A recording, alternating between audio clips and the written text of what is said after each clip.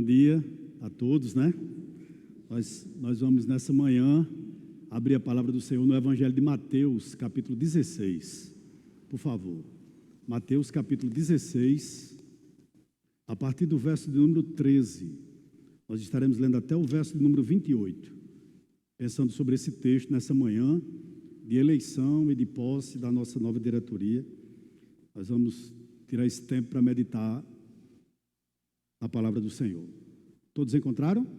Amém? Mateus 16, a partir do 13, diz assim: Indo Jesus para a região de Cesareia de Filipe, perguntou a seus discípulos: Quem os outros dizem que é o Filho do Homem? E eles responderam: Uns dizem que é João Batista, e outros dizem que é Elias, e outros dizem que é Jeremias ou um dos profetas. Ao que Jesus perguntou: E vocês? Quem dizem que eu sou?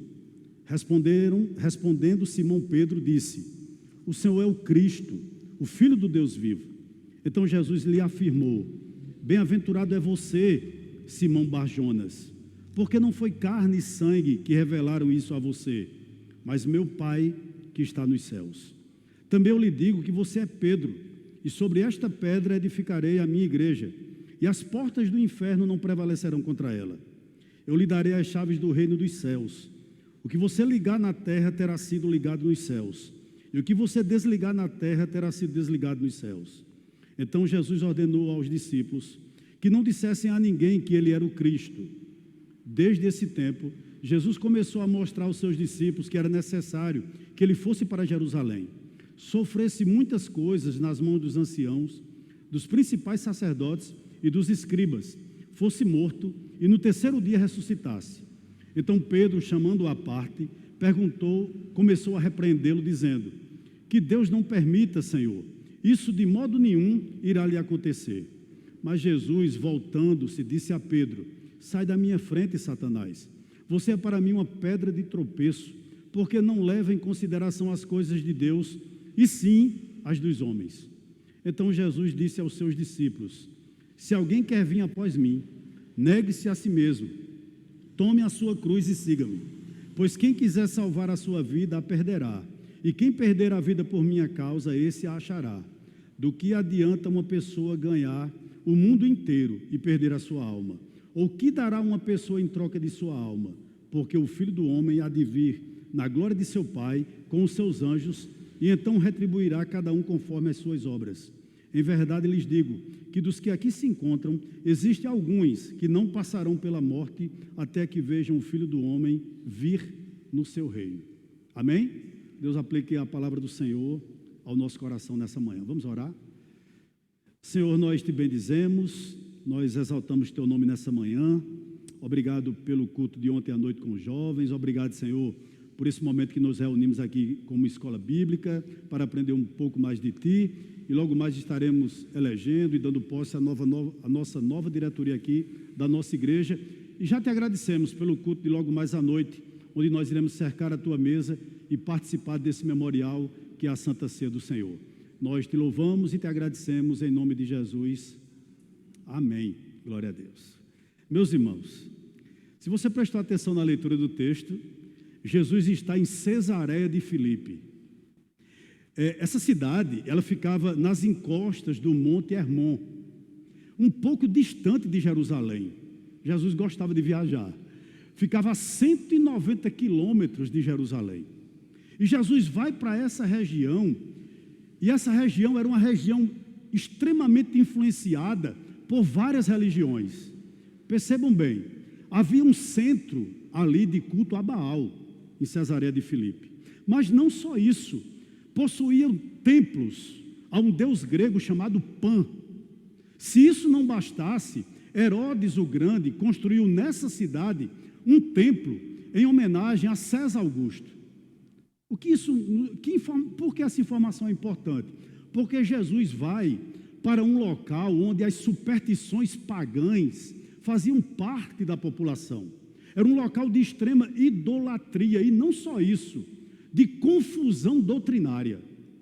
Como existe isso hoje em dia? Ninguém sabia quem era Deus nesse lugar. E Jesus escolhe exatamente esse lugar, e ele nessa viagem, ele tem a oportunidade, ele faz com que essa viagem seja a oportunidade para ele obter duas respostas às suas perguntas. Que respostas? Que eu acho que é muito válida para hoje. Primeiro, qual a opinião daquele povo sobre ele?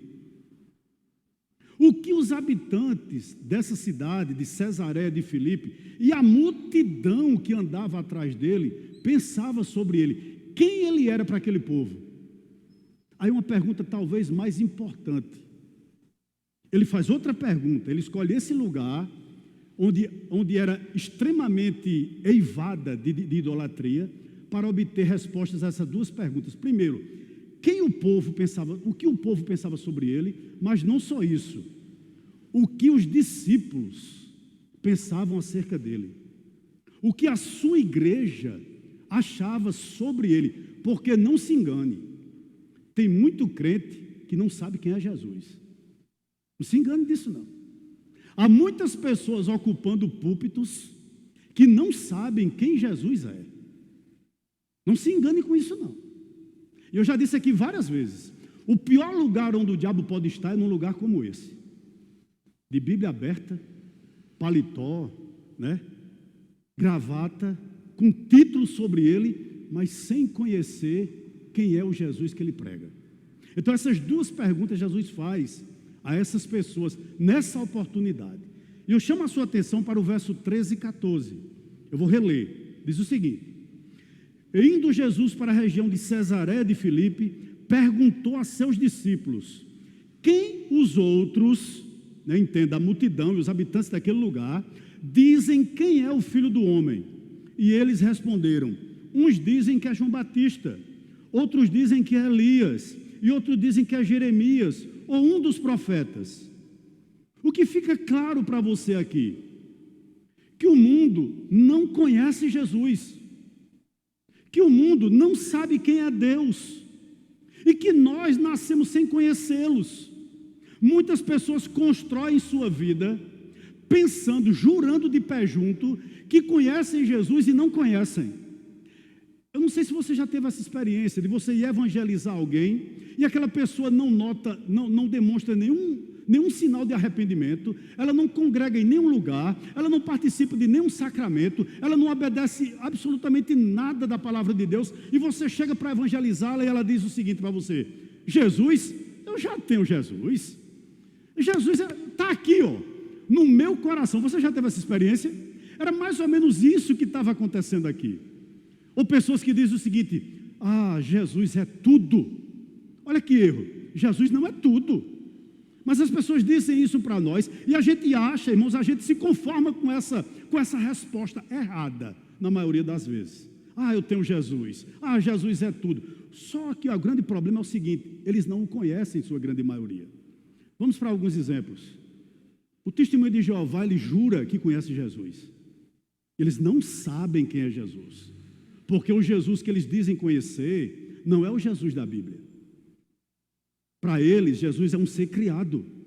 O catolicismo romano, ele jura conhecer Jesus, mas eles colocam Jesus no patamar de qualquer outro, como Maria. Jesus é apenas mais um mediador entre Deus e os homens, e ponto. Então veja como há uma confusão doutrinária, não só entre os ateus, por assim dizer, ou os pagãos, assim, as pessoas que não têm religião, perdão, mas até nas religiões. E aqui não era diferente. Para essas pessoas aqui, quem era Jesus? Jesus era alguém que tinha vivido no passado, recebido uma renovação, e voltou, e voltou para pregar para eles. Então eles estavam confundindo Jesus aqui com quem? Em primeiro lugar, verso de número 14. Uns dizem: é João Batista. E vale uma nota aqui. Irmãos, João Batista podia até preparar os homens para entrar no reino de Deus. Mas João Batista não era a porta. A porta é Jesus.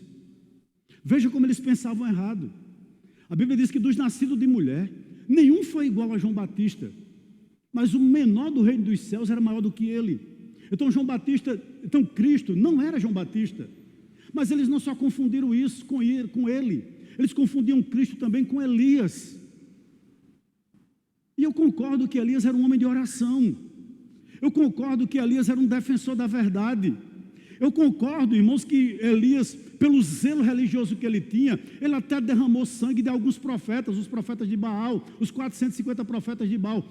Contudo, só o sangue de Cristo, o próprio sangue dele, é suficiente para a remissão dos nossos pecados.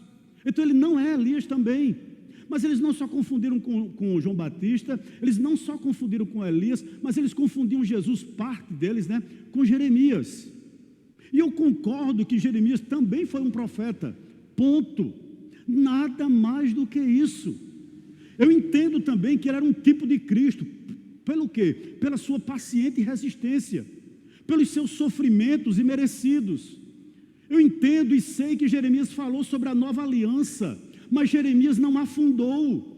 Quem fundou a nova aliança no seu sangue não foi Jeremias, mas foi Jesus Cristo. Então eles estavam enganados, e eles confundiam eles até com outros profetas.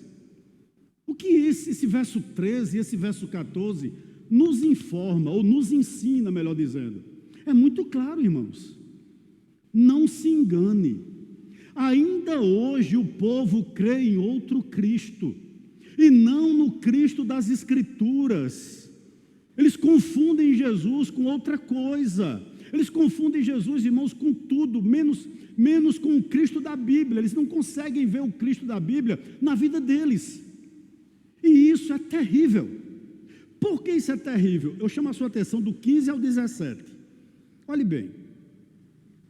Ouvindo isso, ao que Jesus perguntou, é como se Jesus tivesse se voltado para eles, chamado os 12, olhado fixamente nos olhos deles e fizesse essa pergunta. Olhe bem que pergunta.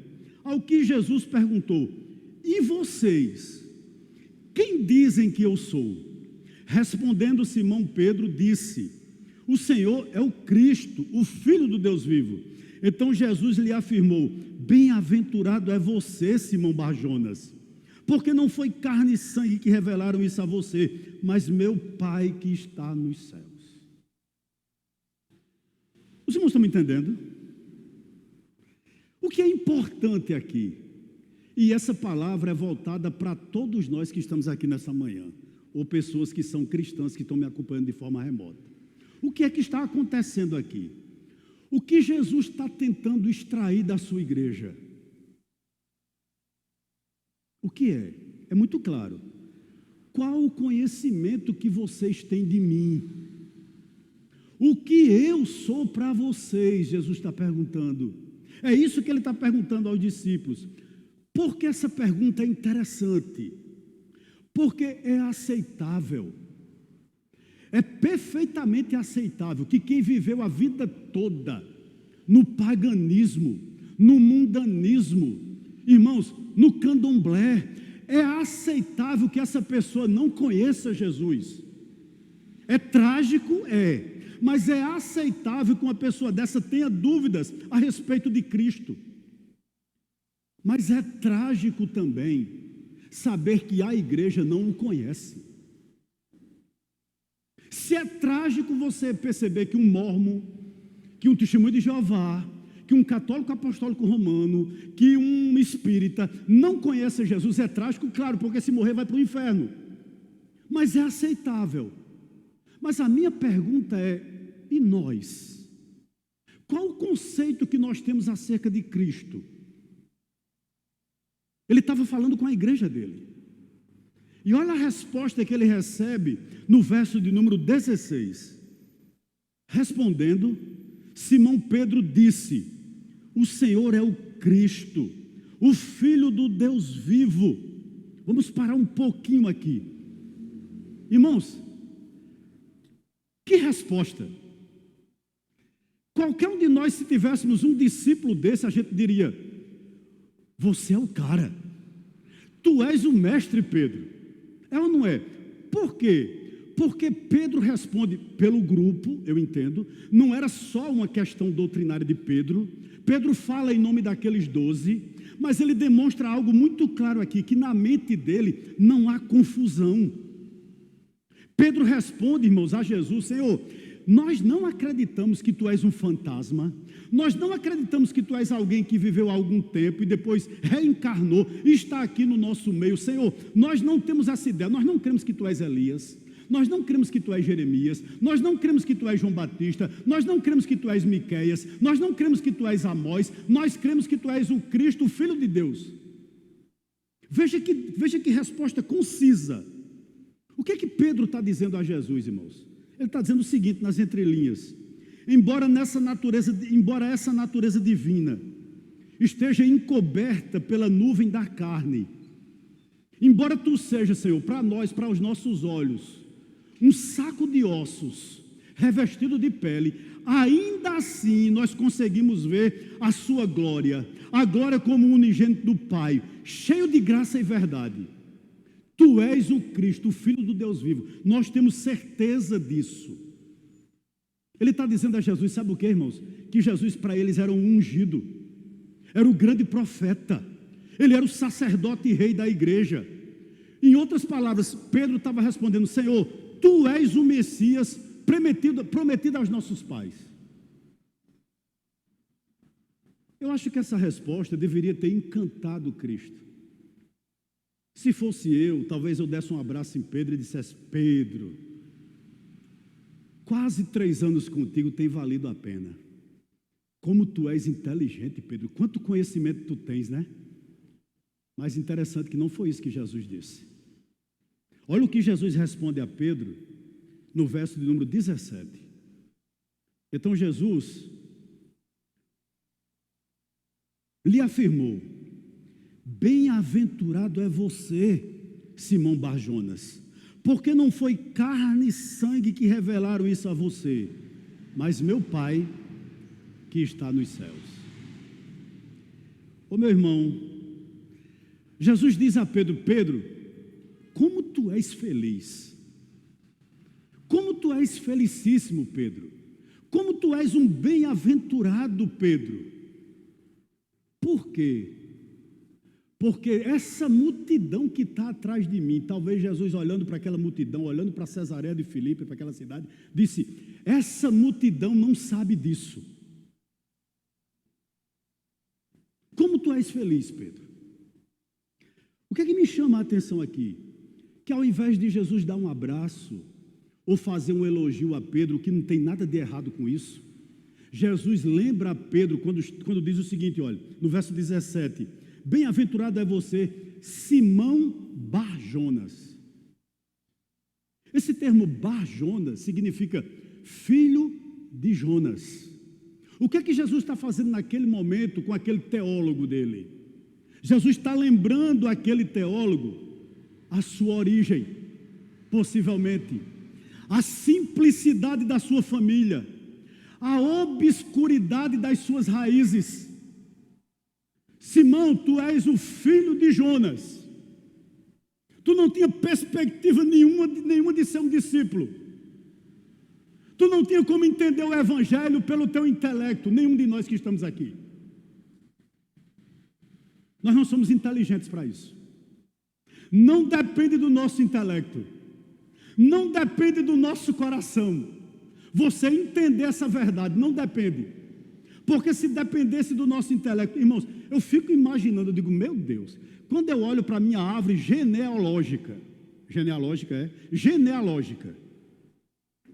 eu só vejo um crente que já morreu. Tem como uma família dessa ter um pastor? Eu acho que era isso que Jesus estava dizendo a Pedro. Pedro, olha a tua insignificância. Esse conhecimento acerca de mim, Jesus dizendo a ele, não é obra da tua inteligência ou da tua razão. Não veio pela instrução dos outros. Irmãos, deixa eu dizer algo aqui que não é nenhuma novidade para a igreja do Médici. A religião cristã, ela é revelada. Ela é dada a nós pelos céus.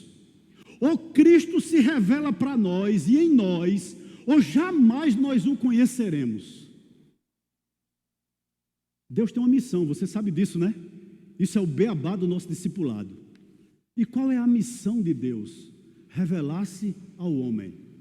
Ou Deus se revela a você, e mais, ou Deus molda o caráter dele em você, ou não tem ninguém que possa fazer isso. Ninguém.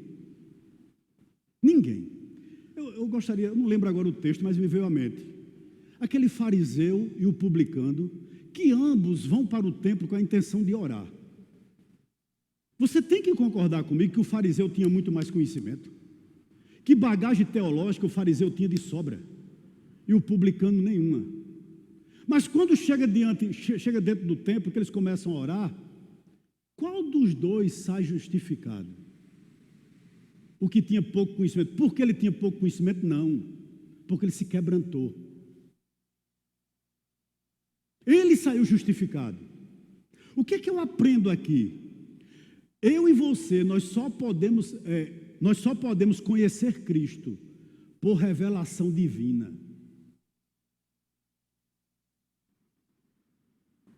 Eu louvo a Deus pelos mestres que nós temos.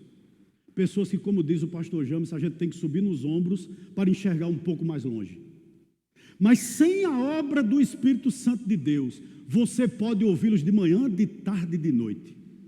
Você pode ouvir louvor de manhã, de tarde e de noite. Se Deus não operar através do Espírito Santo no seu coração, jamais você vai se encantar por esse Cristo. É assim, irmãos. Não é obra da nossa mente. Porque a minha mente, eu não sei a sua, a minha mente pelo menos, adorava ler Nostradamus. Eu adorava ler um escritor árabe chamado Khalil Gibran Khalil, ou Gibran Khalil Gibran, sabe? Para dar sentido à minha vida. Se fosse a minha mente, eu escolhia esses caras. Eu jamais escolheria o evangelho, eu jamais escolheria o sofrimento, jamais. Mas ele nos escolheu, ele se revelou para nós. Ele disse que hoje eu e você podemos dizer: eu sou do meu amado, e meu amado é meu. Foi obra dele, não é verdade? Verso 18 e 19. Olha que interessante. Jesus continua: também eu lhe digo que você é Pedro, e sobre esta pedra edificarei a minha igreja, e as portas do inferno não prevalecerão contra ela. Eu lhes darei as chaves do reino dos céus. O que você ligar na terra terá sido ligado nos céus, e o que você desligar na terra terá sido desligado nos céus. Que coisa interessante, né? O que Jesus está dizendo aqui? O que Jesus está dizendo a Pedro aqui nesse verso 18 e 19? Mais ou menos o seguinte: olha, Pedro, o Pai te revelou uma verdade sobre mim, mas agora eu vou te revelar outra verdade. Verso 18 e 19. Uma coisa interessante. É a primeira vez que a palavra igreja, ela aparece no Novo Testamento. É aqui em Mateus 16. E significa exatamente assembleia convocada. E o que me chama a atenção aqui, que algumas verdades nesse verso 18 e 19, elas saltam aos nossos olhos. Primeiro, verso de número 18. Também eu lhe digo que você é Pedro, e sobre esta pedra edificarei a minha igreja. Vamos parar aqui um pouquinho. Irmãos, a igreja tem um dono. E ao mesmo tempo a igreja tem um fundamento. A igreja é alicerçada em uma pessoa. E essa pessoa não é Pedro. Nunca foi. Pedro é apenas um fragmento dessa pedra angular chamada Cristo. O que Cristo está dizendo a Pedro aqui é o seguinte: Pedro, eu sou o fundamento. Por essa razão, quem edifica a igreja não é você, sou eu. Irmãos, uma verdade salta aos meus olhos aqui: é Deus quem atrai as pessoas para serem salvas. A mim e a você compete apenas ser instrumento. Nós somos apenas instrumento desse edifício.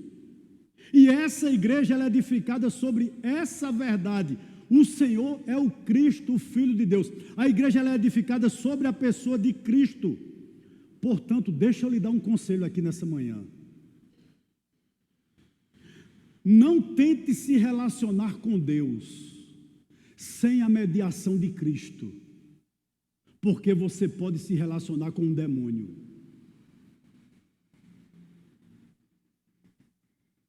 O fundamento é Ele. A base a qual a igreja está alicerçada é Ele, Cristo. E por que eu digo isso? Com todo o respeito que eu tenho, por exemplo, à minha sogra. E como minha sogra tenta se relacionar com Deus de maneira errada. Por mediações de outras pessoas e não pela mediação de Cristo. Aí você me diz, por que isso me causa às vezes pânico? Porque no grande dia, se ela não entender que Cristo é o fundamento, ela não vai se encontrar com Ele como Salvador. Isso é triste, irmãos. Isso é triste. Porque ontem eu visitava um parente meu, e ela me dizia que acende vela para uma pessoa que morreu, amigo dela, há 20 anos. E ela disse que essa pessoa vem em sonho visitá-la.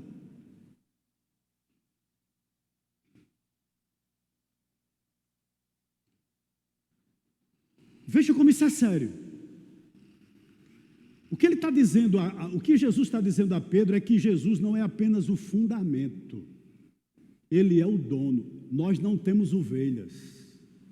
As ovelhas é de Cristo. Nós apenas a conduzimos. E o pastor sabe como fazer isso. Pode ter certeza disso. Eu sei como fazer isso. Pastor Jamerson, pastor Jorge, pastor Euder, nós sabemos como fazer isso. Outra coisa interessante que ele diz aqui, olha, ainda no verso de número 18, vou reler todo. Também eu lhe digo que você é Pedro, ou seja, um pequeno fragmento de pedra. E sobre esta pedra, ou seja, Jesus, falando sobre ele, eu edificarei a minha igreja. E olha que interessante, e as portas do inferno não prevalecerão contra ela. O que fica claro aqui para mim?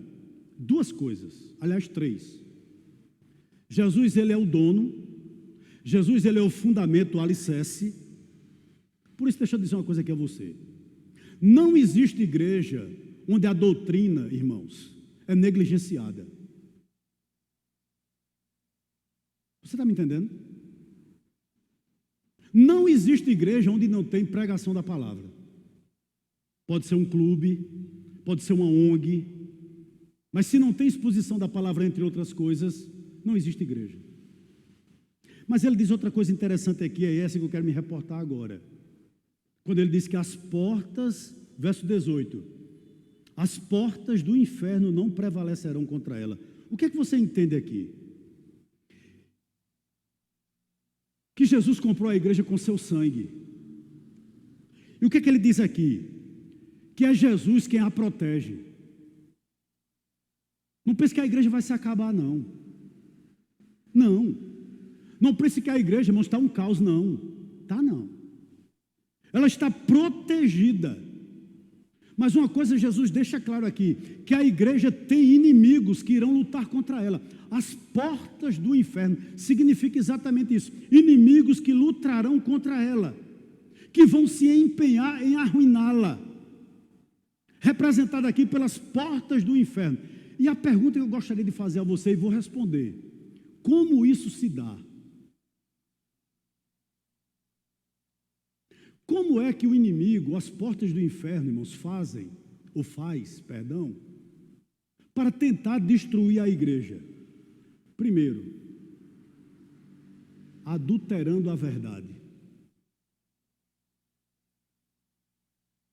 Existe coisa mais triste, como eu vi ontem, uma vigília de uma determinada igreja, com algo em torno de 6.000 pessoas. Qual o objetivo da vigília?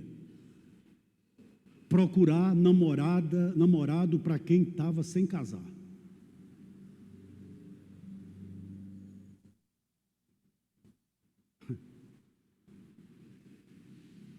Doutrina, zero. Pregação, zero. Outra coisa, triste, pela oposição e resistência à verdade. Sabe o que identifica que você está doente? Sabe o que identifica uma ovelha quando ela está doente? A primeira coisa que você identifica numa ovelha doente é que ela não quer comer.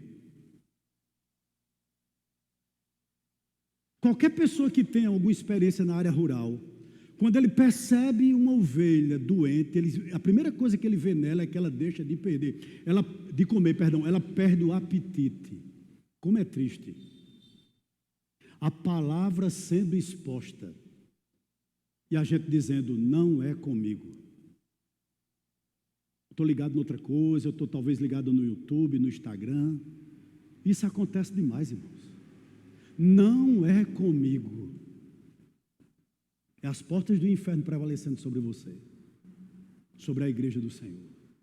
Mas não só isso.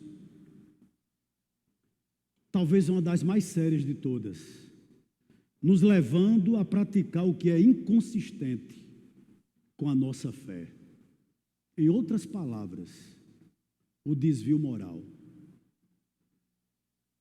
São as portas do inferno tentando prevalecer contra a igreja. Mas eu tenho uma boa notícia para você. A igreja tem um protetor. E não sou eu. E nem é você. Ela não vai se acabar por essas coisas, por essas investidas. Nem se preocupe. Por quê, pastor? Enquanto houver mundo, Cristo terá uma igreja nele, onde suas verdades, onde suas leis serão mantidas, apesar da oposição das trevas. É verdade que a igreja vai se frustrar, é verdade que a igreja vai se ferir em algumas ocasiões, mas se aquiete. Na batalha final, nós sairemos vencedores. Olha o que o próprio Pedro diz lá em 1 Pedro 1,5. Ele diz o seguinte, olha, guardados pela virtude de Deus, mediante a fé, para a salvação. Eu tenho um convite para você aqui nessa manhã. Venha sofrer com Cristo. Eu tenho muito medo de pessoas, irmãos, que querem ser admiradas e aplaudidas por todas. Eu tenho muito medo de gente que quer agradar todo mundo. Muito medo. E eu sou pastor e conheço ovelha. Tenho medo. Verso 19. Diz assim, olha. Ou seja, a chave não é de Pedro. Olha o que Jesus vai dizer no verso 19. Eu lhe darei a chave do reino dos céus. Entenda chave do reino dos céus como evangelho. Não é porta do céu, não é chave do céu, perdão. Não é poder que Pedro tinha para fazer chover ou não. Pedro não era Baal. O que Jesus está dizendo aqui é o seguinte, Pedro, as chaves são minhas. Agora eu vou te dar, Pedro, o evangelho, chaves do reino dos céus aqui, entenda, chave do reino dos céus, entenda, evangelho, eu vou te dar, Pedro, eu vou te revelar isso. Continuando, o que você ligar na terra será ligado nos céus, e o que você desligar na terra terá sido desligado nos céus. O que Jesus está dizendo a Pedro? Pedro, eu vou te usar. Irmãos, e como Pedro foi usado por Deus? Você lembre que Pedro foi quem abriu as portas do evangelho para os samaritanos. Você lembre que a primeira conversão gentílica foi realizada por intermédio do ministério de Pedro, quando Cornélio se rendeu ao evangelho. Depois Pedro sai de forma itinerante, juntamente com a esposa dele, pregando por muitos lugares. Então o que é que Jesus está nos ensinando aqui, a todos nós que estamos aqui? Pregue. Esse poder é dado a você também. A chave do reino dos céus foi nos dada. Pregue. Só há uma possibilidade do teu parente pagão, do teu vizinho pagão, entender o evangelho através da palavra. E essa chave foi dada a nós. Irmãos, nós temos essa verdade. Por isso, presta atenção no que eu vou dizer aqui. Não pode haver, irmãos, da nossa parte, aqui eu falo à igreja, a adulteração da verdade. Se você tem dúvidas acerca da verdade, e é normal, há coisas que eu tenho dúvida. Procure ajuda. Não pregue mentiras, não pregue amenidades. Não tente agradar, pregue o evangelho em amor, claro. Mas seja conciso, seja claro para quem você está pregando. Por quê? Porque Jesus conta comigo e com você. Jesus não tem um plano B. Jesus só tem a igreja.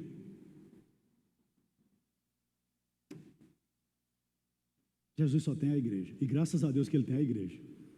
Porque Ele é o dono, Ele é o edificador e Ele é o protetor. Louvado seja Deus. Vamos rapidinho, verso 21. Eita Jesus, como Jesus é claro. E como às vezes a gente diz, não é comigo. Olha o que ele diz aqui no verso 21. Desde esse tempo, Jesus começou o quê? A mostrar aos seus discípulos que era necessário que ele fosse para Jerusalém, sofresse muitas coisas nas mãos dos anciãos, dos principais sacerdotes e dos escribas, fosse morto e no terceiro dia ressuscitasse. Vamos parar um pouquinho aqui. Depois que Pedro faz essa confissão, Jesus lhe dá mais algumas informações. Quando eu olhei para esse texto, eu disse, rapaz, eu acho que Jesus disse isso a Pedro e aos demais, porque eles estavam mais maduros, mais fortalecidos. Veja o que o mestre dele está dizendo. Jesus é muito claro, diz, eu vou para Jerusalém, ou seja, eu vou viajar 190 quilômetros de volta. E quando eu chegar em Jerusalém, é necessário que eu vá para lá, né?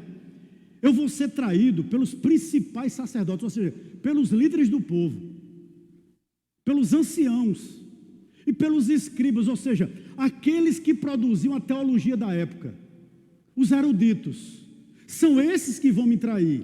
E ele continua dizendo o seguinte, olha, e é necessário, dos principais, é necessário que eu seja morto e no terceiro dia eu ressuscite. O que Jesus está dizendo aqui ao seu colégio apostólico?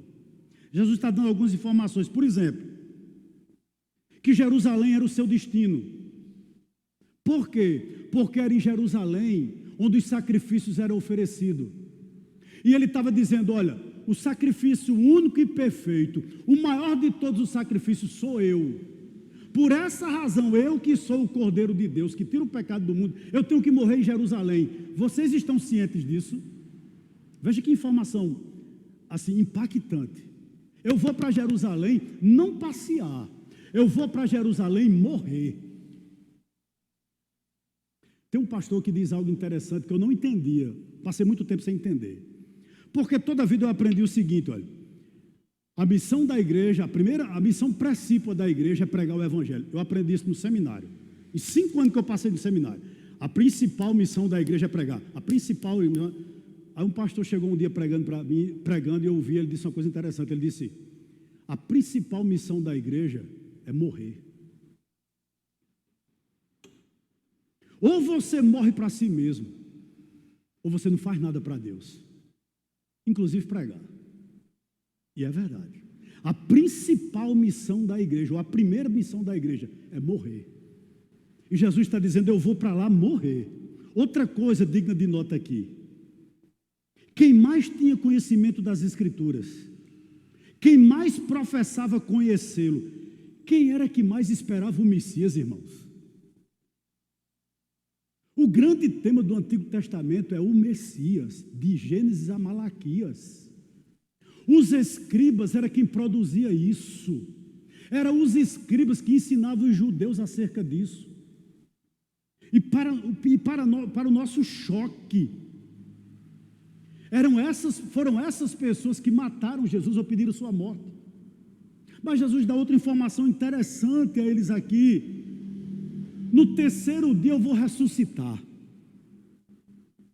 Eu vou morrer. Vou ser traído por aqueles que deveriam me conhecer como Messias, mas no terceiro dia eu vou ressuscitar. Uma coisa interessante aqui. Se você é cristão e está me ouvindo nessa noite, eu devo lhe dar uma informação que talvez você desconheça ou você tem esquecido? Mas eu gostaria de dar uma informação com base nesse verso que nós acabamos de expor nessa manhã. Que informação é essa, pastor? Que ser discípulo é você ser informado com clareza que você não deve esperar grandes coisas deste mundo. Aliás, você já morreu para ele. Abra seus ouvidos. Não se espante com as traições. Eu não me espanto mais. Não se espante com os comentários maldosos a seu respeito, se você é discípulo. Isso já não me espanta mais.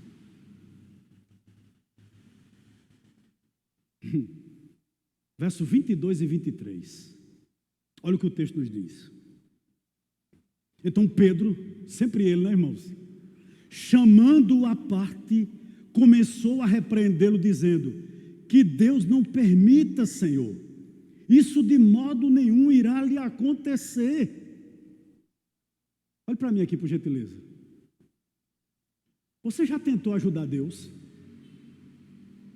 Já? Você já tentou aconselhar Deus? Pedro já. Eu fico imaginando que Pedro disse: espera aí, Jesus, eu quero um particular contigo. 2 minutinhos. Tu vai para Jerusalém, tu vai morrer, tu está dizendo que no 3º dia tu vai ressuscitar. 2 minutos, me dê 2 minutos. Você tem que concordar que Pedro estava cheio de boa intenção. Estava. O que era que Pedro estava dizendo? Senhor, isso não pode acontecer. O que me chama a atenção aqui?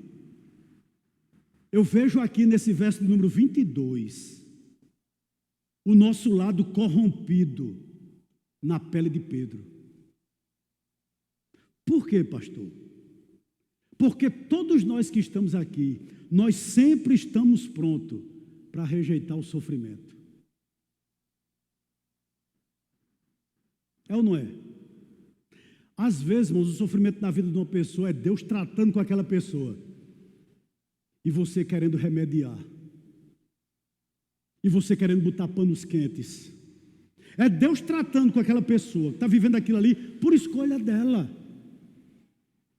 Mas o nosso lado, né? O nosso lado, irmãos, carnal, começa a querer colocar panos quentes. Olha aqui o que Pedro está fazendo. Eu tenho uma lição para lhe dar aqui nessa manhã, uma aplicação, com base nesse verso de 22. Quando a vontade de Deus, irmãos, é contrária à nossa, ou é complicada, nós devemos simplesmente concordar com a vontade divina e não ser contrária a ela.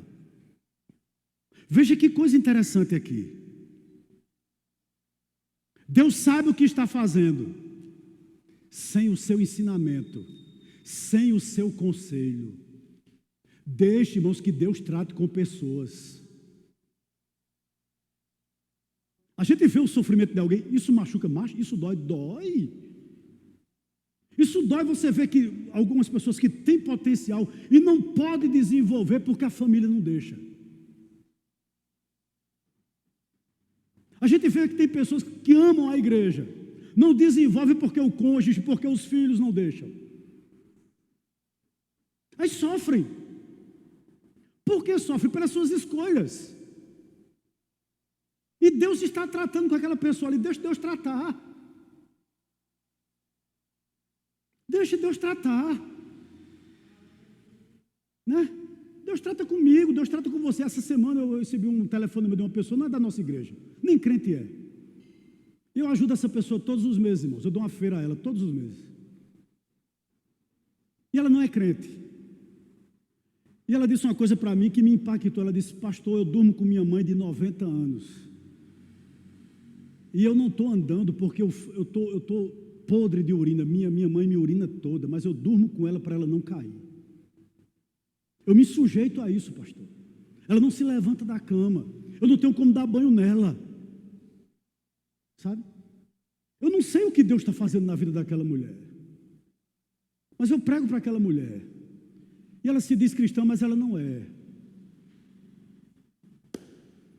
Há sofrimentos, irmãos, que a gente não entende. Há coisas que a gente passa que a gente não entende. Mas, por favor, não diga que não é com você. O chamado de Deus para nós é para sofrer. Não é para ser estrela, não. Ser pastor é sofrer. Ser crente é sofrer. É cruz. Isso é a realidade. Não quero fugir disso, não. Eu não quero fugir disso, não.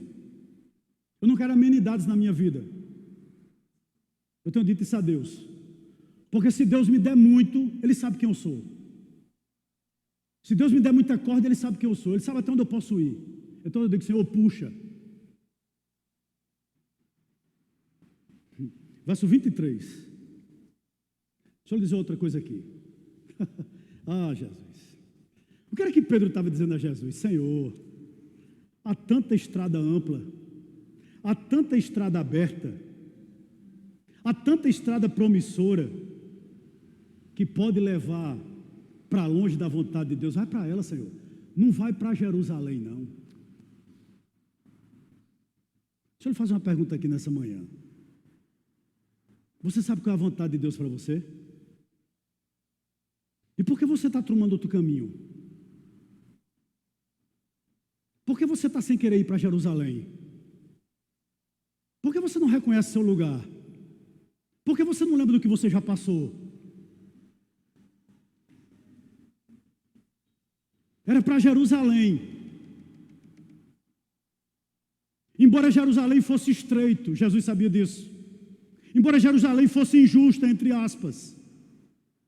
Embora fosse uma morte indigna, mas ele sabia que era para lá que Deus queria ele, e ele foi. Quando a gente começa a sofrer, nossa tendência é tentar arrumar culpados.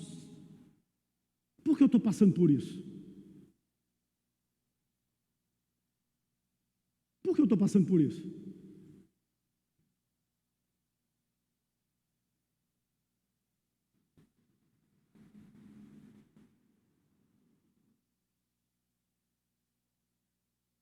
Verso 23. Olha o que diz o texto.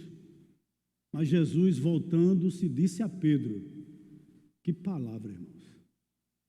Sai da minha frente, Satanás, você é para mim uma pedra de tropeço, porque não leva em consideração as coisas de Deus, e sim as dos homens. O que eu vejo aqui? Primeiro ponto que eu gostaria de destacar. Jamais a igreja podia estar edificada sobre Pedro, porque Pedro não queria a cruz. Veja como Pedro era apenas um fragmento. Está vendo? Que a base bíblica para Pedro ser o Papa, o representante, o infalível, não tem fundamento, entre outras passagens, inclusive nessa. Se a igreja fosse edificada sobre Pedro, jamais Jesus tinha morrido na cruz. Ele tinha arrumado outra estrada para Jesus. Que coisa, irmãos. O que é que eu aprendo aqui no verso 21? Jesus não está dizendo que Pedro é Satanás. Jesus também não está dizendo que Pedro está possesso. Nem tampouco Jesus está desistindo de Pedro.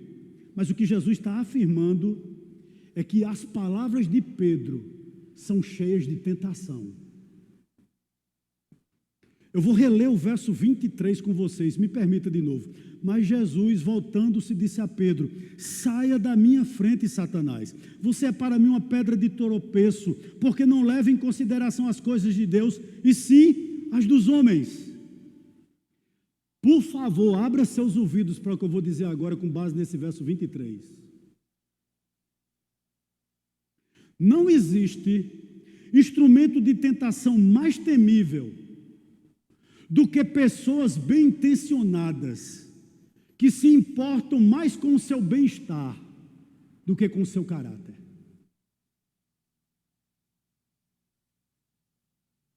É Deus querendo trabalhar na vida de alguém, e o caba de lado, você não merece isso não. Procura outro canto para congregar. O pastor não veio aqui não? Ah, mas eu estou. É o próprio Satanás. Vou repetir, não existe instrumento de tentação mais temíveis do que amigos ou pessoas bem intencionadas, que se importam mais com o seu bem-estar do que com o seu caráter. Você tem que concordar comigo que Pedro era amicíssimo de Jesus. Ele estava entre os 3 mais queridos. E de repente aquele homem que parecia ser maduro, chega para Jesus e dá esse conselho. Vou lhe dizer outra coisa aqui, sem medo de errar. Igreja do Médici, tenha discernimento, ou peça discernimento ao Senhor. Para quê, pastor? Para reconhecer a voz do diabo, mesmo que ele fale através de um santo, ou através de uma serpente. O que eu quero dizer aqui? Que conselho você tem recebido? Que espécie de conselho tem chegado até você? Por quê, pastor? Quem quer que nos afaste daquilo que é bom e que nos faça ter medo das coisas de Deus, fala por intermédio do diabo. Eu fui pastor no sítio Grotão até o ano de 2009. Em 2005, Deus mandou um recado para mim e eu não obedeci. Eu tinha que deixar determinada coisa que me prendia. E Deus disse: ou você larga ou eu fecho seu comércio. Eu vivi uma crise sem precedente. E chegou um mês, e tinha testemunha disso, que pela primeira vez eu cheguei para os meus funcionários e disse: eu não tenho que pagar vocês não. E a única coisa que deu para pagar no final do mês para comprar lá em casa foi um rolo de papel higiênico. E mais nada. E nesse intervalo, chega um amigo meu para mim, em 2008 mais ou menos, e diz: vamos trabalhar mais eu lhe pago R$5.000 por mês. Só tem um detalhe: você vai gerenciar a minha empresa e esqueça a igreja. É de domingo a domingo. Você não tem folga. Você tem que considerar comigo que em 2008, R$5.000 era um bom salário. Eu não sei nem quanto era um salário mínimo. E sabe qual foi a minha resposta até hoje para aquele meu amigo? Não. Apesar de ser meu amigo, eu vi ali palavras que não eram de Deus. O que é que você tem ouvido? E já vamos terminar. Verso 24 ao 30, e aqui eu concluo. Então Jesus disse a seus discípulos: se alguém quer vir após mim, negue-se a si mesmo, tome a sua cruz e siga-me. Jesus ordenou a todos nós que estamos aqui a fazer discípulos, não admiradores. Interessante que no verso 24 é condicional. Se alguém quer vir após mim, negue-se a si mesmo, tome a sua cruz e siga-me. Sabe o que eu aprendo aqui? Para você verdadeiramente ser cristão, você tem que calcular o preço. Vale a pena? Vale a pena seguir a Jesus? Qual é o ponto aqui? Jesus está dizendo no verso 24, pense sobre isso, pois você terá que me seguir na bonança, mas também na adversidade. Nós temos que estar aqui, irmãos, sem milagres, talvez na nossa vida, mas com certeza, com reverência, sem prosperidade, às vezes sem saúde. Eu vi uma irmã chegando aqui para a igreja, como eu me alegrei, toda doída de dengue, de chikungunya, mancando, mas deu para vir, veio, sem saúde, sem prosperidade, mas doida para se encantar mais uma vez com Deus, sempre com arrependimento. Tem um preço. E ele diz o seguinte: negue-se a si mesmo. Interessante que isso aqui não é se aniquilar, mas sabe o que significa isso? Se renda à vontade de Deus. Irmãos, que coisa! Ei, o que é que Jesus está dizendo a mim e a você nessa noite? Negar-se a si mesmo. Não admire a sua própria sombra. Em outras palavras, não satisfaça seus caprichos. os caprichos do seu coração. Não procure seus próprios interesses. Não permita que a satisfação do seu ego seja o maior objetivo da sua vida. Eu hoje me arrumava para vir para aqui e eu pensava comigo mesmo, sabe? Olhando no espelho. Olhando no espelho. Quando a gente olha no espelho, algumas verdades vêm à nossa mente, né? Primeiro lugar, que a gente está se acabando. Segundo lugar, eu digo, meu Deus, eu fiz um plano para mim. Eu dizia a Ritinha direto, ia se cumprir, sabe? Eu disse, Ritinha, eu só trabalho até os 45 anos. Depois de 45 anos é só cafezinho no calçadão e bolerear. E eu estava tudo programado. Na minha mente, né? Mas Jesus disse, bonitão, não é assim não. Né? Tu vai negar tu mesmo. Tu vai renunciar a teus projetos. Eu vou matar teu ego.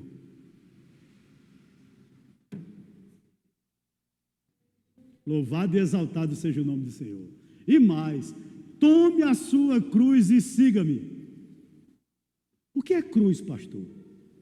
São todos os sofrimentos, presta atenção, que como cristão, sejam aflições, perseguições, devido à justiça, ou seja, é cada problema que acontece conosco, presta atenção nisso. Tanto por você fazer o bem, como por você não fazer o mal. Eu sei que talvez você seja odiado dentro de sua família. Porque você muitas vezes se levanta contra o que é errado. E é assim mesmo. É sua cruz.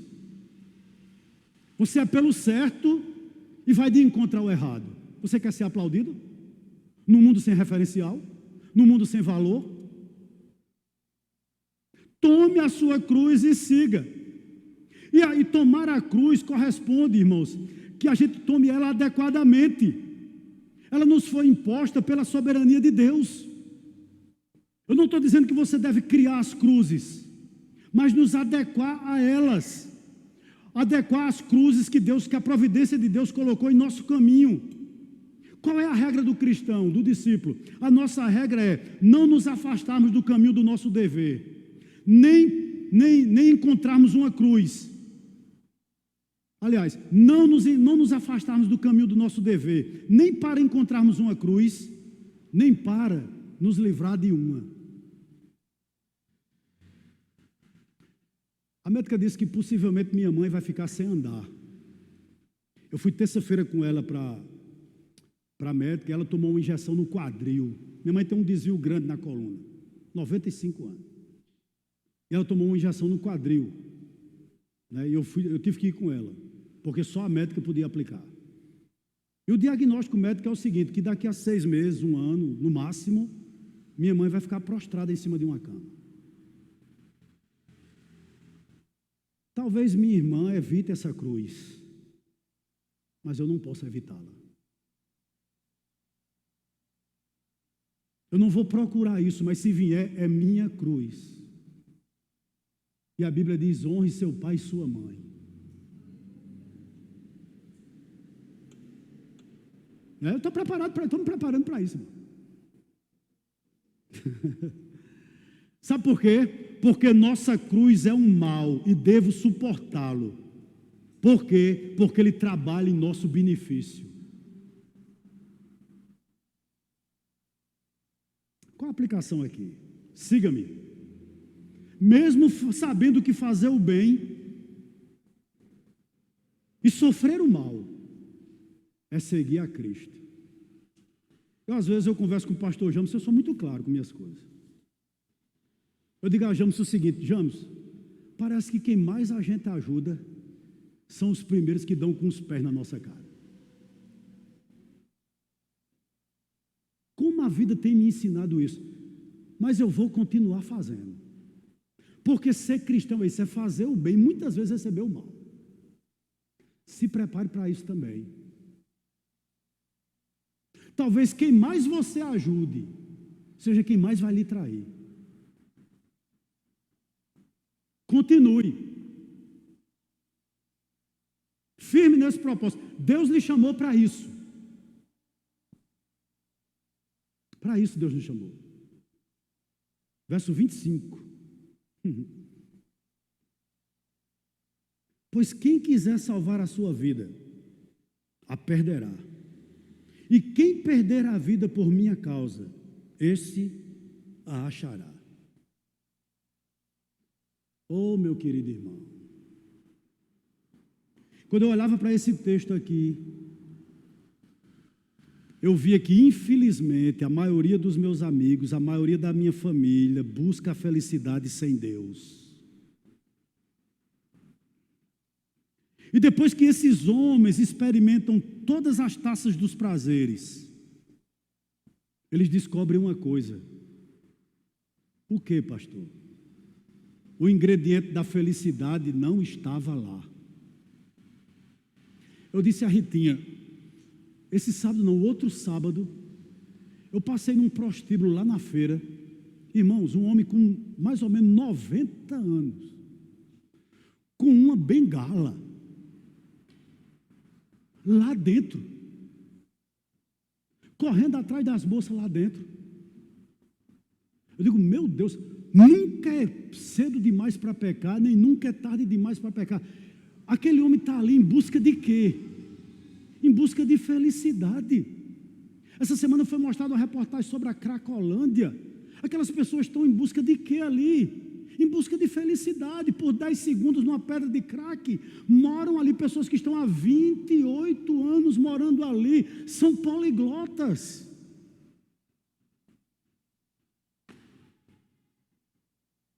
Muita gente é assim, irmãos. Não só isso, quando é que alguém pode ganhar a vida e perdê-la? Buscando a salvação fora de Cristo.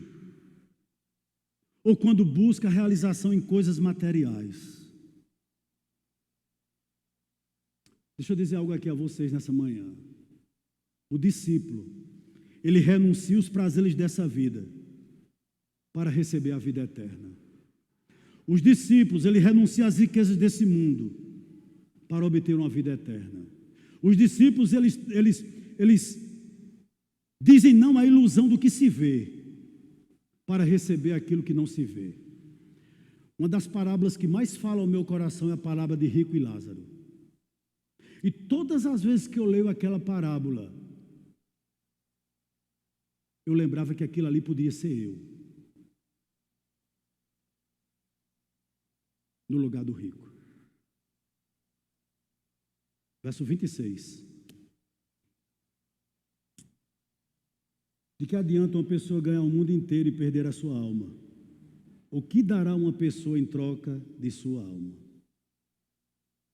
Meu irmão, o que adianta nós passarmos a vida toda, como nos foi dito aqui no Salmo 127, correndo atrás de tesouros? Isso é loucura. É melhor ser salvo do que ser rico. Dinheiro se ganha e dinheiro se perde. Mesmo depois de perdê-lo, é possível readquiri-lo. Mas sabe o que o verso 26 está nos dizendo aqui? Quando se perde a alma, como reavê-la? Como estão as pessoas agora que morreram sem Cristo? O que fazer por aquelas pessoas? Nada. Não tem como recuperá-las. Não tem como trazê-las de volta.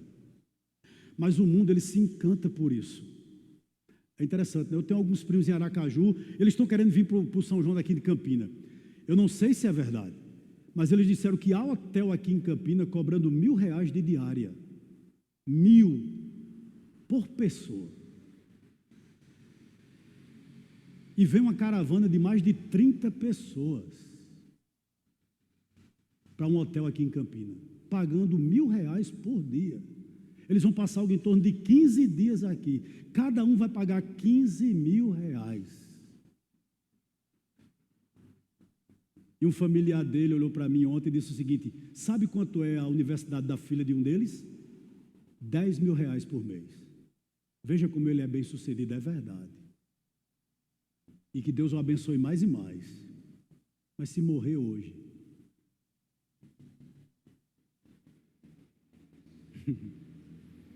verso 27 e 28 eu já falei demais, a gente vai para o segundo momento. Termina aqui. Porque o Filho do Homem há de vir na glória de seu Pai com os seus anjos, e então retribuirá a cada um conforme as suas obras. Em verdade lhes digo, dos que aqui se encontram, existem alguns que não passarão pela morte, até que vejam o Filho do Homem vir no seu reino. Meus irmãos, sabe de uma certeza que eu tenho?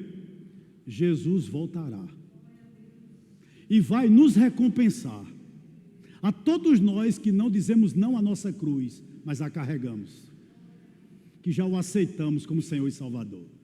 Interessante que no verso 28 ele diz o seguinte, que alguns daqueles discípulos não iriam morrer até que visse eles vindo no reino. Não estava falando sobre a segunda vinda, mas Jesus estava dizendo, alguns de vocês vão ver eu transfigurado, alguns de vocês vão me ver ressurreto, dizendo assim, eu venci a morte, você também vencerá. Né? E alguns deles, entre eles Pedro e João, iria ver o avanço gigantesco da igreja. Sabe por quê? Porque, como diz um cântico pentecostal,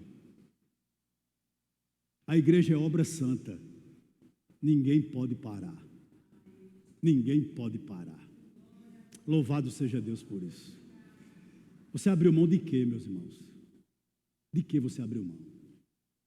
Talvez de um melhor salário para estar aqui, talvez de um namoro, não sei, talvez de alguns sonhos, eu não sei o que você planejou para a sua vida, mas Deus lhe trouxe para ser discípulo. E isso tem causado sofrimento em você. Deixa eu dizer algo aqui a você, é normal. É normal. Deus nos chamou para isso. Deus nos chamou para isso. Para sofrermos por amor a Ele.